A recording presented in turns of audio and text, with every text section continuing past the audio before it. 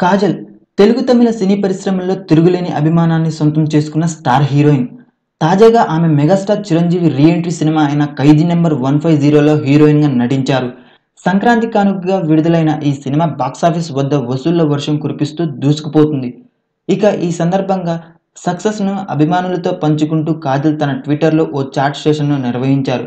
చిరుతో నటించడం మర్చిపోలేని అనుభూతి అని, 'ఖైదీ నంబర్ 150' సక్సెస్ కొత్త ఉత్సాహాన్ని ఇచ్చిందని అన్నారు.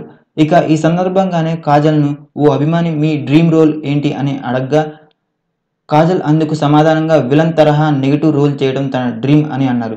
తన 10 ఏళ్ల కెరీర్‌లో కాజల్ సరదాగా సాగిపోయే యువతి పాత్రలే చేయడం తప్ప ఇలా విలన్ తరహా ఎప్పుడూ నటించలేదు.